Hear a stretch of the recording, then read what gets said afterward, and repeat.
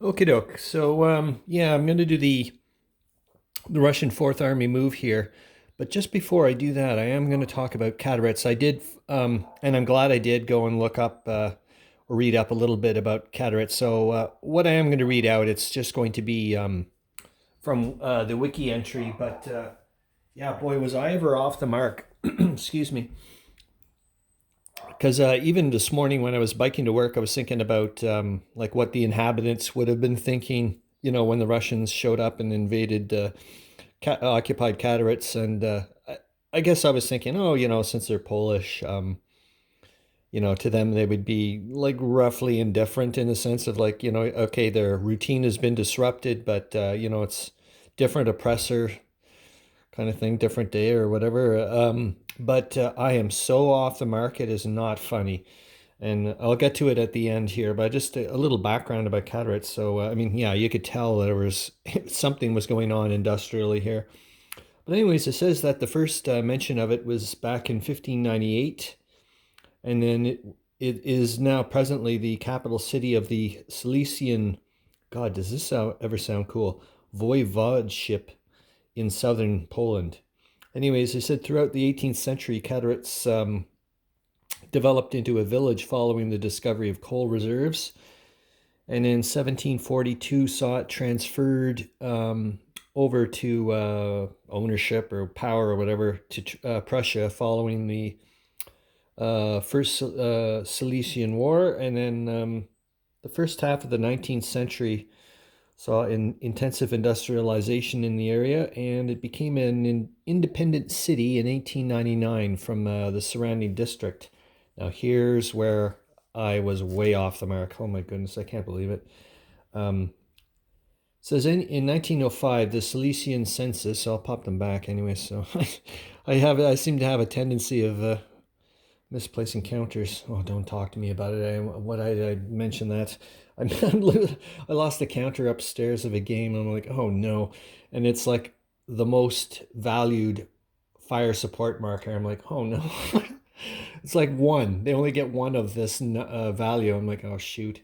Anyways, in 1905, the Silesian census had Kattoritz made up of 70 to 75% German-speaking peoples and Poles making up the remainder.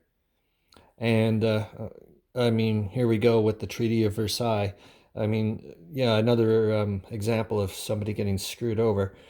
It says in the Treaty of Versailles, even though 22,700, well, I'll just give you the percentages, even though roughly only around 15% of the population voted uh, to go with Poland, the Treaty of Versailles decided to go with them as well. Like it's just like so all the a ton of the German population were here. They're we're like what? So, anyways, so yeah, this whole thing has now become way more important. I mean, it was important anyways, but now to me, I'm like it's uh, gone up several notches in importance because now I'm like, holy moly! Not only was it like last turn, the taking of three towns and knocking out the demoralization, or giving way more demoralization points to the Germans. Um, yeah, I'm like, holy smokes! Like this is like it's a proper German town. Like even though it's like hugged up right up against the border here, so I'm like, wow. Um, Yeah, so here we go. So that's I'm thinking that way as in the sense of this is probably causing just a ridiculous amount of grief for the Germans. So oh well, tough. And I'm gonna go on it again later, but I'm sorry about beating on about my little rules break. But if all I gotta say is okay, I'll I'll get it over with, get it out of my system. Because if I'm just saying if the answer is yes, and I'm pretty darn sure it's going to be yes, if the answer is yes, then as far as I'm concerned, yeah, you can break this game. Uh, and quite quickly. Like, I mean, my first turn, I'd be like, okay, I'm going to make 20 core HQs and make a nice little ring of. Because remember, in this game, a defensive factor of 1, even unsupplied, I get now a defensive counterattack of 2, right? Unless, oh, maybe they said defense factor of 1.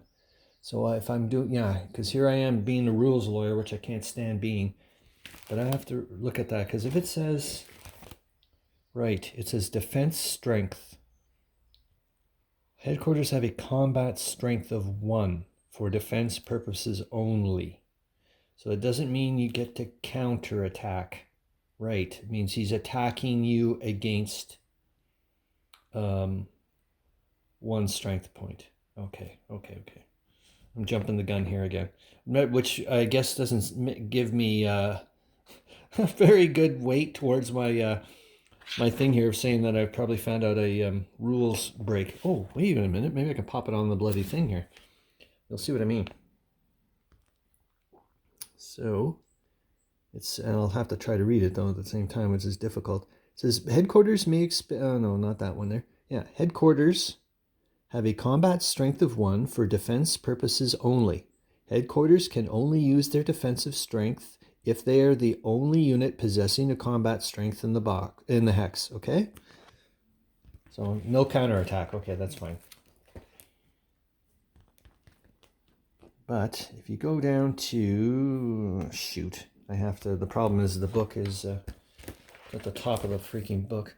I'll try there, I'll see if that works. So if you, oh my God, I feel like I'm doing Star Wars. There it goes. You see at the very bottom there, it says there's no restriction or limit on the number of core headquarters that may be created. Core headquarters may be created at any time by placing a core headquarters unit in the same hex as an army headquarters at the beginning of a turn. Oh yeah, there's another important part. See where it differentiates between core headquarters and army headquarters? But let's go back to the defensive strength bit, and it does not differentiate. It only just says headquarters. See? It doesn't say army headquarters. It just says headquarters. That's all I got to say. So if technically then I could start, because right now when I started looking around here, I was like, okay, I just don't have enough troops, right? And I was like, God, I can plug up a hole. I'm like, yeah, you could plug up a hole with a core HQ. And I'm like, no, we're not going down that road. But yeah, okay, let's just make the moves. But you can see where hopefully you can see where I'm going with the, you can just go mental and make tons of core HQs and pop them all over the place. Because technically, like right now, okay, there's the other bit here I was looking at, which is giving me a little cause for concern. This is the beautiful thing about German troops with rail in this game is you can in-train in a zone of control, detrain in a zone of control, and I can engage in combat, man. Oh gosh, I shouldn't have done that. Because now I can see what it is. You see what I mean? So this thing can actually, like I've been trying all this time to cut rail lines, so that way, you know, I can isolate this area and also protect my headquarters too, right? But look at this. He can technically zip, zip, zip, zip. No problem. Next turn, no problem. And there's nothing I can do about it unless I, intercede somehow. That's incredible. Like, what a power to have. It's just amazing. And yet again, that's something I'm starting to clue into. I'm getting glimmers of it. Is I have to start thinking maybe 2 turns ahead. You know what I mean? Like, it's going to come up here. Like when I go to make this move, it's like, well, you should have thought about this. Like how many moves it's going to get you to get to this spot, because I can't really get rid of this cavalry unit yet. I was like, oh, maybe I can get this guy over to here and then shuffle troops so that way I can free up my cavalry. But I can't, because I can't get this person over here yet. It'll take 2 turns. But I'm like, well, you should have thought maybe. In other words, that's why I'm trying. My brain is starting to think, and maybe this is a bit of a glimmer of like, look how amazing the German rail can do. So start thinking that way. Like, it's still got a long way to go in my head, but anyways, okay, let's go on with the actual moves. So yeah, this thing is scaring the heck out of me towards the headquarters. I know I'm supposed to not be I'm trying to go against my nature or whatever, but I also have to be realistic. I mean, you lose an army headquarters, it's gone, I think, for 3 months, which means it's gone for the game. Right? Technically, I guess I have an extra army way the heck up north here with the 10th Army, which I'm just basically right now using as an extra replacement or recombination source, right? Oh, okay. I really also, on a side note, want to stop using the word right every 5 seconds. I ended up getting it from other people. I keep using it. And when they started using it, I was like, gosh, I don't want to start doing it. And now I'm doing it. Darn it. Anyways. Okay, so I'm going to move the 4th Army HQ out of the city center at Kattoritz at 1511 across the border to 1610. Yeah, it just makes me feel a little better. And I don't think I'm cheating again. Like, I know I'm banging on about freaking core HQs, but there's a core HQ here, so it is a bit of a buffer, but it's not why I'm doing that. It's just I really want to protect that army headquarters.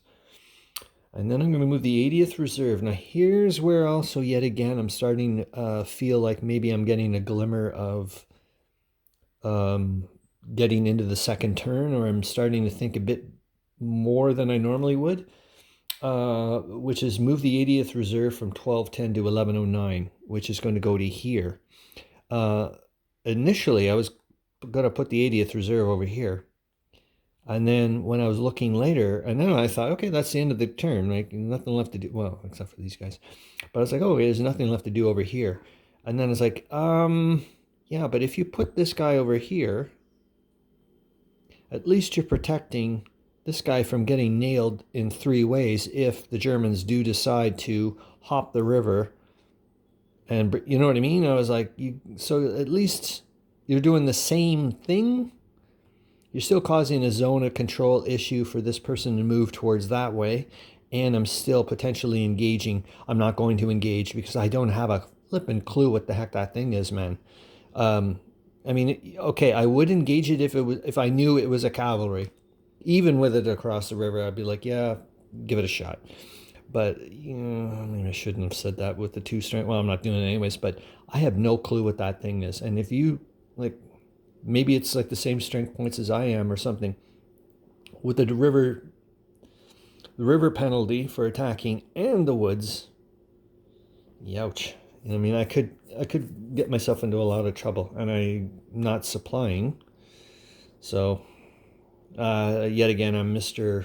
Unless it's optimum supply, I rarely get myself into that situation. Like, it's like, whoa, you're 5 hexes away from the core. You're 5 hexes away from a headquarters for supply. That means you're not going to get full attack value out of your supply points. And so I kind of don't do things like that. But I'm going to have to learn that sometimes you're just going to have to do it. So I'm kind of like all or nothing. It's either optimum or no supply. So it's like that's that's pretty silly.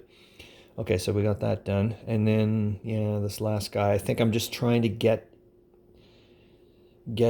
him over there as quickly as possible. So move the 45th from 1812 to 1211. So let's get here. What's that? Oh, yes, and then I know it's not a real thing, you know, or I guess like I said, I have to go and look it up in the rules there of like it's official. You know, as soon as your unit goes across a rail line, an enemy rail line, it's been cut. But I just like this thing, this visual to kind of remind me of what the heck's going on. So hold on, I gotta get a couple of two rail cut lines because I want to cut the rail lines at Ostrava and Apple before the Germans start pushing everybody around, which I know is going to happen. So that should be that for the 4th Army, I think. Yeah, and then we'll find out. I mean, yet again, also next turn, because the Germans have already gone, I mean, the Russians could win the initiative next turn, so they could be going before the Germans. I don't know. So that's it for the 4th, and then off to the Russian 9th and 5th, like right in the middle there, that which I don't know what I'm going to be doing with. I haven't even gone over and looked at them, to be honest with you. All right, so that's that.